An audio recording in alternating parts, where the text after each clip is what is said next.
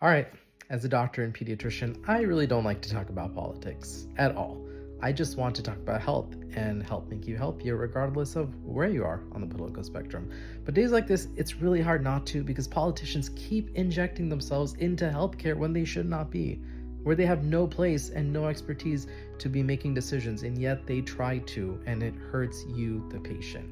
And the reason I'm making this video is recently our president made a press conference or announcement basically just supporting the links with Tylenol use in pregnancy and autism. And that's total nonsense. As a doctor, I can't even think of any logical mechanism of action for that.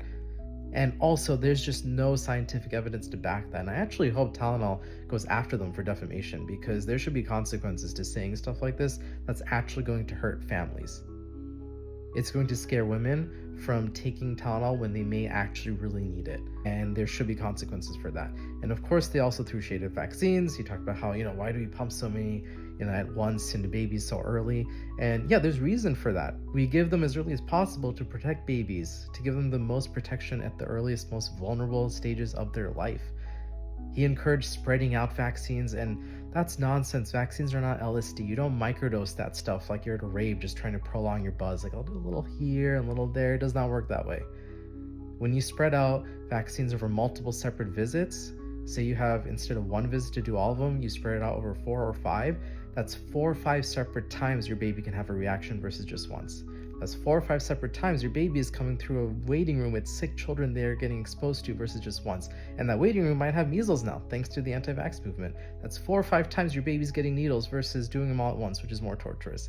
There's no benefit to spreading out the vaccines. And notice how I spoke with logic and reason, and I use evidence for what I'm saying. They have no logic, no reasoning, and no evidence, and Americans need to see through that. And also, what's with the obsession with autism? Like, this is the same administration that had no problem cutting funding to cancer research, cutting funding to Medicaid and Medicare, essentially cutting off access to healthcare for many Americans, putting them at greater risk for things like heart disease, diabetes, and cancer. And cancer rates are going up, by the way. Again, they don't seem to be addressing that at all. If anything, they're making that worse for Americans. But their one issue is autism. I can't help but feel that that's just a distraction, a scapegoat, while they cut actual healthcare things for Americans that will genuinely hurt them. They just want to distract people. And as a doctor, I really hope people see through that and realize that all these policies are only hurting them, and to please trust their doctors.